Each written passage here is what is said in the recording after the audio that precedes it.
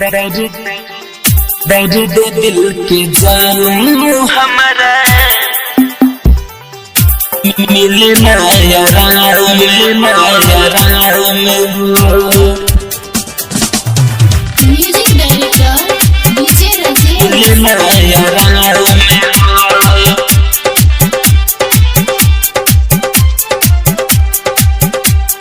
आप सुन रहे हैं धनंजय धड़कन को। दर्द दिल के हमारा है कतही मिलना आराम हो। दर्द दिल के हमारा है कतही मिलना आराम हो। तोहरे चक्कर में गोरी भइली परेशान हो। दर्द दिल के जानू हमारा मिलना आराम हो। दर्द दिल के हमारा कतही मिलना आराम हो।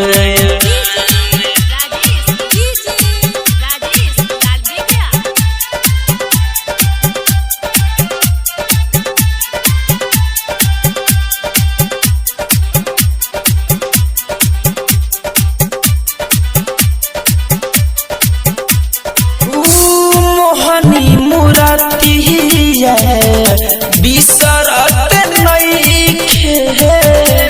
कैसे हम ओके भुलाई। तू ही रहलू जान में, तू ही परान हो। कैसे हम तुहके बताई।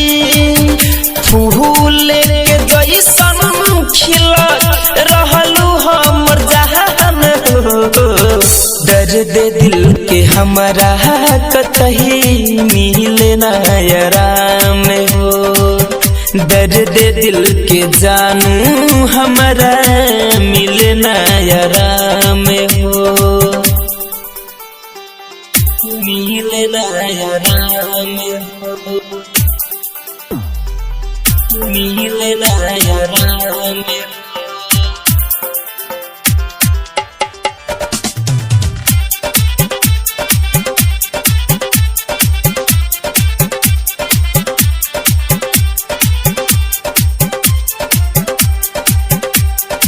आप सुन रहे हैं धनंजय धड़कन को।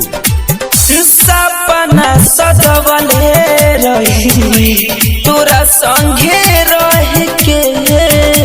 दिलवा के बात तोहसे कहे के।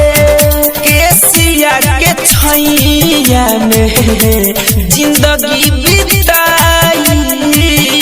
नाही बतावलू गम सहे के।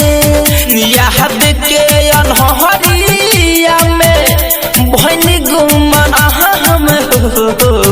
दर्द दिल के जानू हमारा मिलना आराम हो।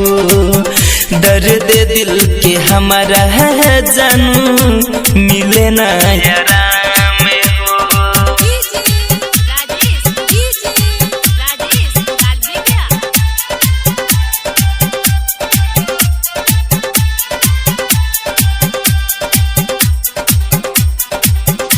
मिलना आराम हो।